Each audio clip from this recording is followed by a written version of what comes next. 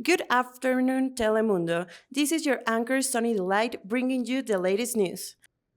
After an intense night following the Chinese blockade of Taiwan, Taiwan has sent an emergency envoy to the Security Council to make their case.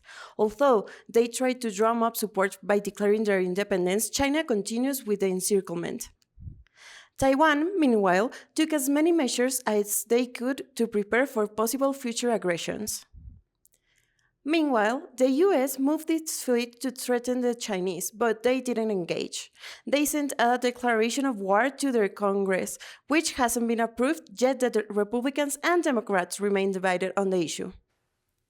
We are unsure of whether President Biden will use his executive power or continue to eat ice cream. Meanwhile, on the other side of the world, our correspondent visited the Economic and Social Council to get the latest on the situation.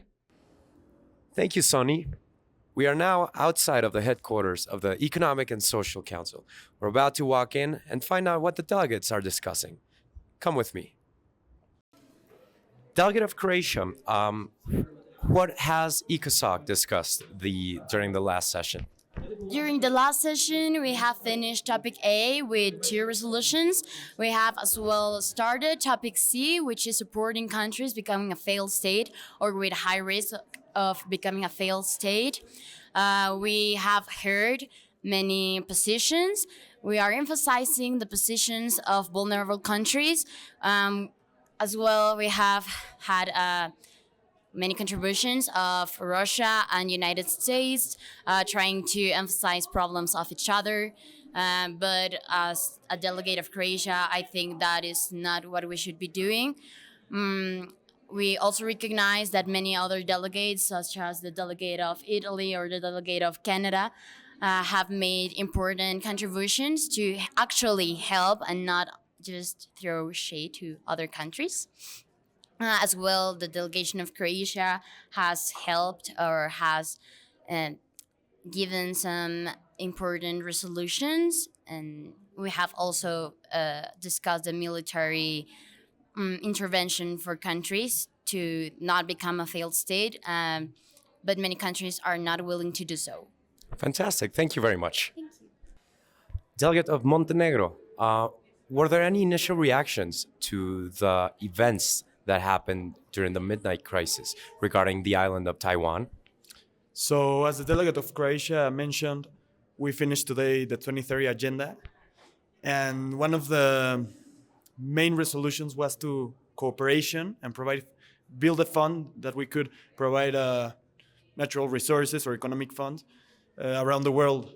But the thing is that an altercation that came up is that many delegations question China because their morals don't fit, because trying to get in a war, but they're saying that they're going to provide other resources and social resources, that it's not kind of their ideology, and Russia as well with Ukraine, and yeah, so the crisis got into the topic.